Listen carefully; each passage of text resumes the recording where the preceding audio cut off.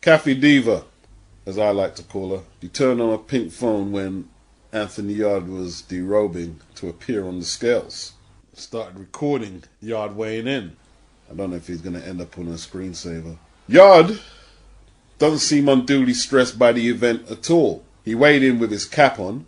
Normally people weigh in with just their underwear or shorts to make sure they're on point, on target. He weighed in at 173.9. He then turned around and showed his butt to the crowd. He shook his ass. Not his bare butt, thankfully. But he shook his ass, and I think he was trying to motion to some writing on his underwear, but the writing was too small to decipher what was going on. He seems very comfortable there, just as comfortable as Kovalev, oddly enough. 173.9, so made the weight very comfortably, very comfortably. Some people are saying that's good, some people are saying that's bad, miscalculation. Well, we'll see. You can never tell. I don't think he came in too light at all. What's that, a pound and a few ounces under? I don't think he came in too light. I think it's them trying to tick every box and be meticulous, and they made sure Yarde was on the weight. Kovalev, 174.6 pounds, 4 pounds inside the limit, made it relatively comfortably. He had his tracksuit bottoms on while he weighed in, so, it wasn't no problem for him either. And he had his pendant around his neck. This is subtle gamesmanship, weighing in with your tracksuit bottoms, as to say, yo, look, easy. I'm ready. I'm not weight drained or emaciated in any type of way. Although backstage they're probably both reaching for energy drinks as quick as possible. I was watching Yarde in his hotel room guzzle this multi-litre bottle of water. And he was saying it was out of date, but there's not much you can do about them things when you're in Russia. It's not like the capitalist paradigm he's used to in East London, where it's illegal to sell out-of-date product. Before that, I saw him at the first presser, and they had water provided for everybody at the table. But he didn't touch his bottle, but he was guzzling out of this little blue bottle he had. He ain't messing with that water. They're a little paranoid. They haven't complained about any of the treatment. They said it's been very respectful. Although I don't think they'd let on if that wasn't the case. It has to be absolute tunnel vision until Saturday, no doubt. Kovalev, he looked in great shape. He's got a wiry type of physique. Yarde looking ripped as usual, or maybe even more so. No speculation here, but when two men turn up at a weigh-in, excluding the heavyweight division, I'm talking about the rest of the divisions with a weight limit, we have to assume that both men didn't get to the scales and make the weight as easy as the other. You'd have to assume one had to struggle more than the other. Personally, I can't gauge anything by the weights they came in. Who do you think is more likely to gain from the rehydration by fight time? Let me know in the comment section, because I'm thinking it's that type of fight where it can come down to margins of who came in healthier at the scale, who rehydrated better, youth and not so much physical taxing on the body. That goes to Yarde. Experience and proven track record, well, I don't need to tell you where that's going to. I've already done my prediction. You know who I've picked. I'm just hoping that Yarde has given himself and Tunde has given Yarde the best shot possible of putting up an upset. And I don't want them to embarrass themselves. I don't want that to happen. I really don't. There could always be that reality check in this fight, which would suggest a false confidence in Yarde and Tunde. But the energy to me, deluded, yeah, say whatever you want. The energy is good to me. They had no hesitation about taking the fight. None at all. A lot of us thought they wouldn't take the fight. They took the fight. And they haven't did anything to suggest that they don't believe they're not going to win. They don't believe they're there to make up the numbers. That's important. That's very important. According to Frank Warren in a video I just saw, they turned down $1 million step-aside money from Canelo. They could have banked that and took another learning fight and just bided their time and worked their way up until the next shot arrives. I looked at the event on BoxRec, and I haven't checked all of the fighters, but I'm imagining most of the fighters on the left-hand side of the event are Soviet born or based, or that's where they're located. And every single one of them is unbeaten on the left-hand side, except Kovalev. Every single one. There's 2 debutantes on the left-hand side. On the right-hand side, where Yarde is, there's 2 more unbeaten fighters, but they're fighting in 4-rounders and 10-rounders. Yeah, on the left-hand side, there's 1, 2, 3, 4, 5, 6, 8 unbeaten fighters, 2 debutants. On the other side, there's 3 unbeaten fighters, including Yarde. People with 17 losses, 3 losses, 8 losses, 7 losses, 14 losses. So that's the loser side, obviously. You know. Post-fight, I have to make a note to see which side gets the more victories. The left side or the right side. I know it's going to be already, but I want to see the score. They've got Lalongo Makabu on the right-hand side. He's got 2 losses, 25 victories, former WBC champion. And he takes on Alexei Papin, who is a Russian. Makabu is Martin Bakoli's brother. He's from South Africa, born in the Congo. I tell you what, he looked in serious shape. And he's coming off that thriller against Dmitry Kudrashov. I don't know much about Papin, but his BoxRec stats look pretty impressive. 11 victories, 10 stoppages, or KOs. So that's one to look out for, people. That's one to look out for on the undercard.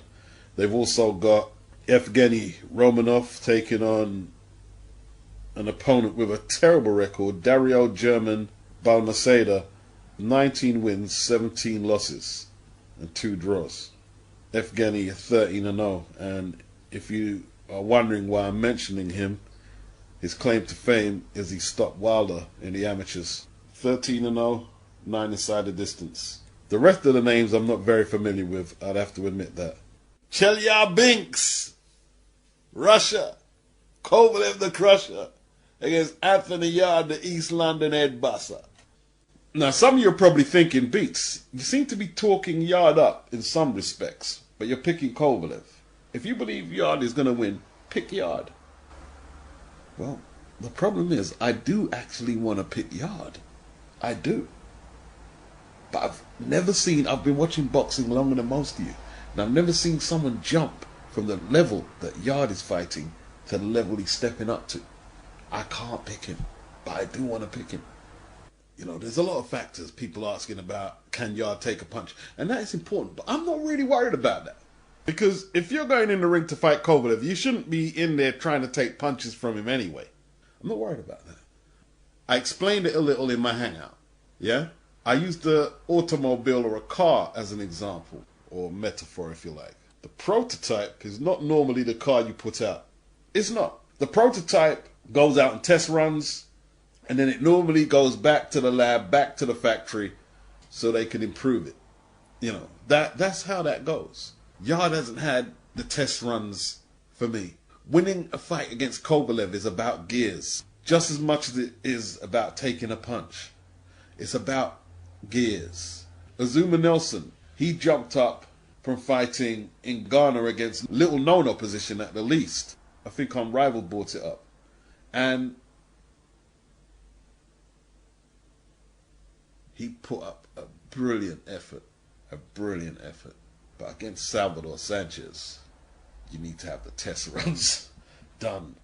You need to have got past the prototype and got the certification for safety, some good reviews in any credible auto magazine before you go racing Salvador Sanchez's car.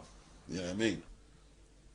Like, people talk about the Buster Douglas upset like it was, you know, impossible for Buster Douglas to beat Mike Tyson. Now, I didn't think Buster Douglas was going to win, so I'm not going to pretend that I'm extra clever and I had a different opinion from everybody. But I was shocked. But I knew the methodology behind him winning. He beat fringe contenders like Randall Tex Cobb. Lost a majority decision to Jesse Ferguson, who was unbeaten. He beat Greg Page, a former WBA champion. He was in charge of his first title shot against Tony Tucker until he ran out of gas in the 10th. He beat Mike Williams, one of Mike Tyson's main sparring partners. He was 16-1, according to BoxRec. I thought he was unbeaten. but they were talking him up at the time as a potential prospect. And he done something I've never seen in a fight, Buster Douglas. He knocked down this guy with a jab at least 3 times, identically knocking him down. And the jab was as powerful as most heavyweight boxers' left hook or right hook. It was like the guy ran into a brick wall when his jab landed. I'm not going to lie, Buster Douglas changed my concept on what that jab can really do. He did. That fight there. The other fight where I saw someone use it as effectively as that was Mark Breland versus Lloyd Honeyghan. When he stepped in, identical jab, and Floyd Honeyghan twice. He stepped in with it and just threw it out there quick and straight. The jab, today's boxers, they underrate that jab. They say you set everything up off the jab, but how do you set the jab up though? How do you set the jab up first? That's what Lennox Lewis was teaching Deontay Wilder. Like Wilder was kind of feinting first before he threw it. And Lennox said, no, don't do that. Just throw it. Just throw it. Lennox used to throw all types of jabs. All types of jabs. And then he taught Eubank. He was schooling Eubank with a jab in the gym when Eubank had that reality TV program. Eubank was standing off far from the bag so he could get maximum force into the jab. And Lennox said, no, you don't need to do that. You can close the range and still keep that same motion and throw the jab. I think it was a kind of corkscrew jab that Eubank was throwing. And he was right. He was right. Like, you know, you can't front on Lennox as a boxer. You can't. You can't. You can't. And that will never happen on this channel. You can't front on Lennox as a boxer. But Buster Douglas beat Trevor Berbick and Oliver McCall, a future champion, on Mike Tyson cards. Yeah, Berbick was blasted out by Mike Tyson, but Berbick's a former WBC. He had been in tough. No matter what you say, he had been in tough. He fought some of the best in the division before he fought Mike Tyson. And amongst the people in the know, that jab wasn't a best kept secret. They knew about it. Mickey Duff told Tyson's old guard, that would probably be Cus D'Amato, Jim Jacobs, Bill Caton, do not go anywhere near Buster Douglas. Mickey Duff used to do scouting for Cus. Yeah, he said don't go anywhere near Buster Douglas. Don King obviously never got the memo. It was a voluntary. Mike got injured before the Razor Ruddock fight. It was a voluntary. Oh yeah, there's old heads in America, like old trainers and old boxers who know the circuit. That was no shock to them. That weren't no shock to them. Yarde challenging Kovalev is not the same scenario as Douglas and Tyson. Douglas was introduced to boxing by his dad, Bill Douglas, who was a fringe contender. A middleweight. Very tough, apparently. Before Douglas beat Tyson, they used to say, if Buster had the same heart that his father had, he'd be doing way better. That's what they used to say. Bob Fitzsimmons, first light heavyweight champion in the sport.